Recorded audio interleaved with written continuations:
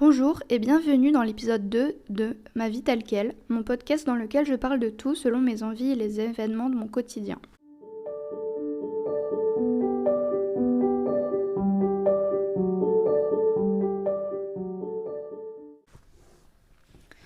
Aujourd'hui, je vais vous parler d'amitié. L'amitié, c'est une relation entre deux personnes. Les amitiés que j'ai eues dans le passé m'ont marqué et je pense ont un impact encore présent sur mes amitiés actuelles.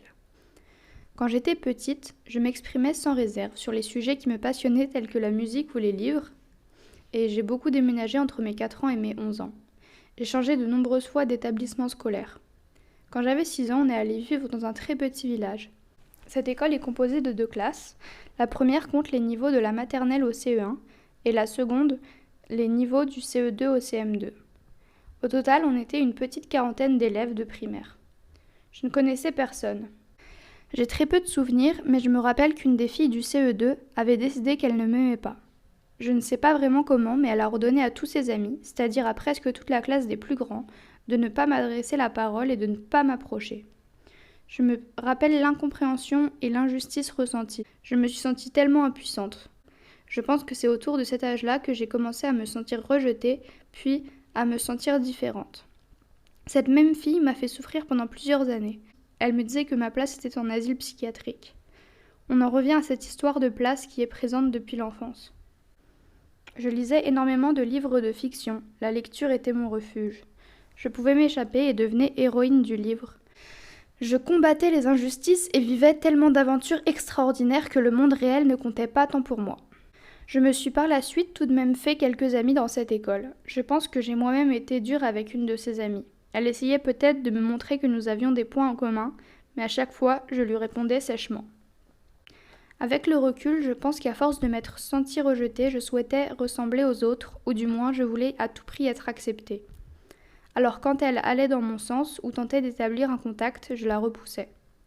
J'aimerais pouvoir dire que c'était purement altruiste et que je ne voulais pas qu'elle me ressemble pour ne pas être rejetée de la même manière que je l'avais été, mais je pense que simplement j'avais commencé à éprouver une forte aversion à mon encontre et à tout ce qui s'approchait des raisons pour lesquelles j'étais mise de côté.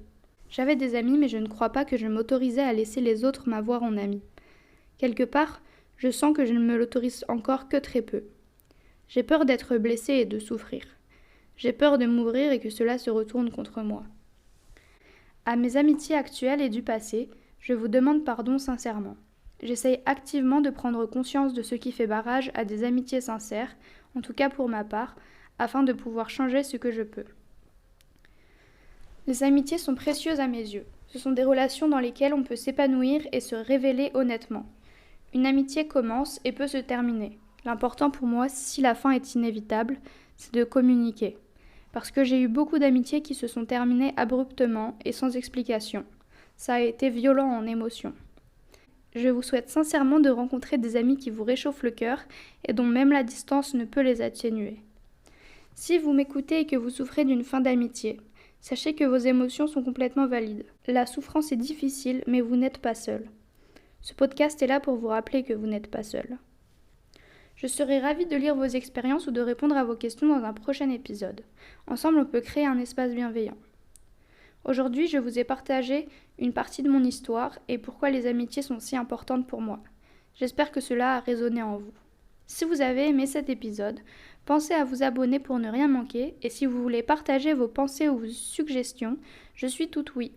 Merci d'être là et à très bientôt pour le prochain épisode.